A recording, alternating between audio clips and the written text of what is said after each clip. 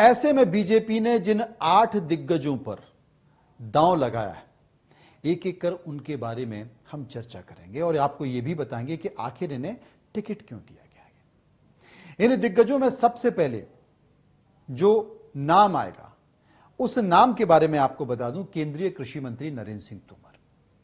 लेकिन उसके पहले यह जानना जरूरी है कि केंद्रीय मंत्री और सांसदों को आखिर पार्टी ने उम्मीदवार क्यों बनाया। मैं पहले भी लगातार इस बात का जिक्र करता रहा हूं, 18 साल तक सत्ता में बने रहना और सत्ता में बने रहकर जनता की उम्मीदों पर खरा उतरना बहुत मुश्किल है। कैसे आप खड़े उतरेंगे, और खड़े उतरेंगे भी तो तमाम सारी उम्मीदें, तमाम सारे वादे आप हर चुनाव में करते हैं, वो वादे हो नहीं पाते। बहुत सी ऐसी संख्या होती है वादों की, आप पूरा नहीं कर पाते।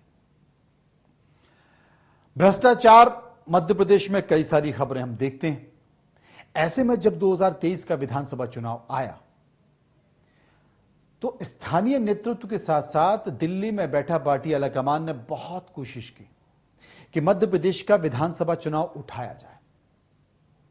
आपने देखा है कि जब कोई सपेरा किसी सांप को उठाने की कोशिश करता है तो वो अपनी बीन से धुन बनाता है और उसको बार बार उठाने की कोशिश करता है, तो वो अपनी पूरी ताकत के साथ, अपने शरीर के साथ खड़ा हो जाता है। इससे पता चलता है कि कितनी शक्ति उसमें है। लेकिन स्थानीय और केंद्रीय नेतृत्व ने बहुत कोशिश की, लेकिन मध्य प्रदेश का विधानसभा चुनाव उठ नहीं रहा था। और उसके पीछे का कारण क्या था? उसके पीछे का कारण यह था कि लगातार मंत्रिमंडल में जो चेहरे हैं उन्हें लेकर भारी एंटी इनकम्बेंसी है। सत्ता में जो बैठे चेहरे हैं उन्हें लेकर भारी एंटी इनकम्बेंसी है। बड़ी संख्या में जो विधायक हैं उन्हें लेकर भारी एंटी इनकम्बेंसी है और जनता बोर हो चुकी है। पार्टी के कार्यकर्ता परेशान हो चुके हैं। पार्टी के कार्यकर्ता अपने ही विधायकों से, अपने ही मंत्रियों से परेशान है। इसलिए उन्होंने तय कर लिया कि जनाब इस बार हम काम नहीं करेंगे। अब यहां पे मैं आपको यह बता देना चाहता हूं कि एंटी इनकम्बेंसी बीजेपी को लेकर नहीं है, एंटी इनकम्बेंसी है चेहरों को लेकर। तमाम माथापच्ची करने के बाद, तमाम चिंतन मनन करने के बाद पार्टी इस नतीजे पर पहुंची कि क्यों ना चेहरों को बदल दिया जाए और चुनाव से पहले अगर नहीं बदला जाए तो एक संकेत दे दिया जाए कि ये चेहरे कम से कम सत्ता में आने के बाद नहीं होंगे। नए चेहरे होंगे, नए लोग होंगे, नए लीडर होंगे, लोकप्रिय नेता होंगे। और यही कारण है कि पार्टी ने यह तय किया कि 8 दिग्गजों को, जो कि कई बार के सांसद हैं, कई बार के केंद्रीय मंत्री हैं, अपने अपने इलाकों में उनका प्रभाव है, अपनी जातियों में उनका प्रभाव है, उन्हें विधानसभा चुनाव लड़ाएगा। और ऐसी सीट से विधानसभा चुनाव लड़वाया जा रहा है जहां पर बीजेपी की स्थिति बहुत अच्छी नहीं, मजबूत उम्मीदवार। और यकीन मानिए कि जो 39 नामों की सूची आई है उसमें जो केंद्रीय मंत्री हैं, सांसद हैं, उनके नामों की घोषणा होते ही बीजेपी में एक अलग उत्साह देखा जा रहा है, बीजेपी में एक अलग प्रभाव देखा जा रहा है। और कार्यकर्ता भी जो नाराज होकर घर बैठे थे उन्होंने निकलना शुरू कर दिया। तमाम लोकप्रिय नेता हैं, नरेंद्र सिंह तोमर हैं, कैलाश विजयवर्गीय हैं, इसके साथ साथ फग्गन सिंह कुलस्ते हैं जो कि आदिवासियों में लोकप्रिय हैं, आदिवासियों के बड़े नेता हैं, इसके साथ साथ प्रहलाद पटेल है, तमाम नेता जिनमें सांसद भी, उनमें एक उत्साह देखा जा रहा है। और बीजेपी के इस फैसले से फिलहाल कांग्रेस सन्न है। कई लोगों से मेरी बात हुई, उनकी समझ में नहीं आ रहा कि बीजेपी अगला ट्रम्प कार्ड कौन सा खेलेगी और हम अब क्या करें। उदाहरण के तौर पर संजय शुक्ला इंदौर की सीट से मजबूत उम्मीदवार, अब वहां पर विजयवर्गीय आकर चुनाव लड़ेंगे तो स्वाभाविक तौर पर विजयवर्गीय भारी पड़ेंगे, यानी कि सीट आपकी कमजोर हो गई, या कहें जा भी सकती। यह एक कारण है। दूसरा एक समीकरण, अलग अलग अपने इलाकों में, मध्य प्रदेश को अगर कई भागों में बांट दिया जाए, अलग अलग इलाकों में, उस पूरे इलाके में वहां की जातियों में, वहां के कार्यकर्ताओं में एक उत्साह आ जाएगा कि जनाब ये दिल्ली से हमारा नेता आया है, दिल्ली में बड़ा नाम है, अगर ये विधानसभा चुनाव लड़ रहा है तो निश्चित तौर पर पार्टी ने मुख्यमंत्री बनाने के बारे में सोचा होगा। हमें तो अपना नेता मुख्यमंत्री बनाना है, चलो भाई चुनाव में लड़ते हैं, चुनाव में लगते हैं।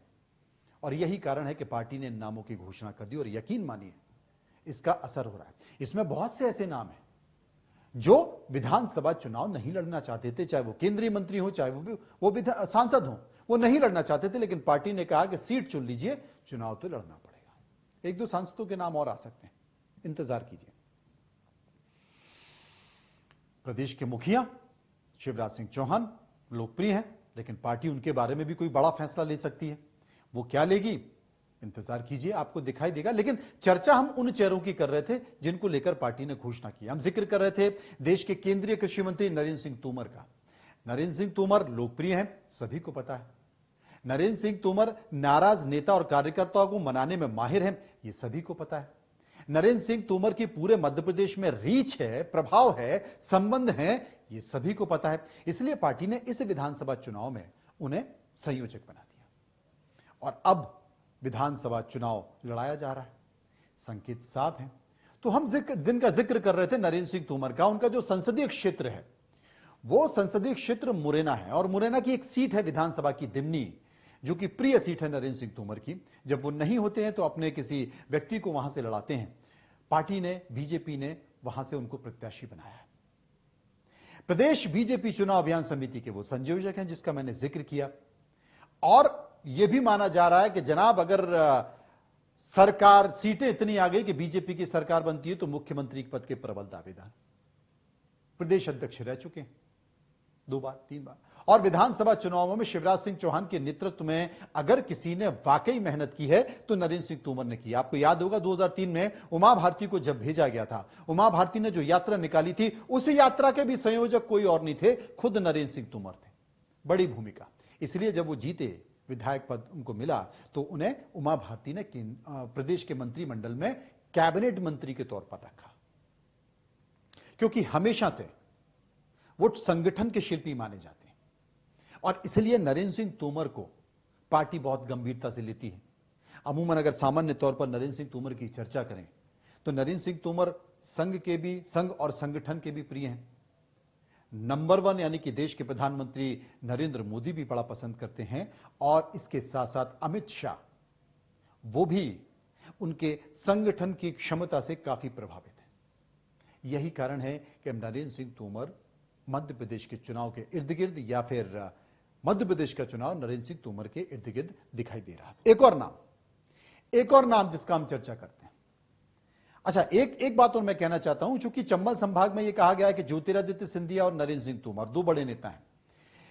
जब ज्योतिरादित्य सिंधिया है तो स्वाभाविक तौर पर उनके संबंध ठीक थे, लेकिन धीरे धीरे चूंकि राजनीतिक महत्वाकांक्षा होती है, प्रतिद्वंद्विता अपने आप हो जाती है, इसलिए दोनों के बीच में कुछ है जो दिखाई तो नहीं होता लेकिन महसूस होता है, जिसका प्रभाव वहां पर देखा जा रहा है। और ज्योतिरादित्य सिंधिया या फिर उनके जितने भी समर्थक हैं वो भले ही बीजेपी में आ गए हों, लेकिन बीजेपी के नेता, कार्यकर्ता या संघ के लोगों को ऐसा लगता है कि ये मन से नहीं है, ये सिर्फ तन से बीजेपी में है। इसलिए वहां एक अजीब सी स्थिति बनी हुई है। उस स्थिति को ठीक करने के लिए, क्योंकि वहां के बीजेपी कार्यकर्ता, बीजेपी के नेता निराशा महसूस कर रहे थे ज्योतिरादित्य सिंधिया के आने के बाद, इसलिए वहां के बीजेपी के कार्यकर्ताओं में एक उत्साह देने के लिए, क्योंकि शुरू में जब ज्योतिरादित्य सिंधिया तो स्वाभाविक तौर पर पार्टी ने उनको महत्व दिया, और इस महत्व देने के चक्कर में जो वाकई बीजेपी के नेता कार्यकर्ता थे वो बहुत पीछे चले गए और उनको अपना स्वाभिमान दिखाई दिया।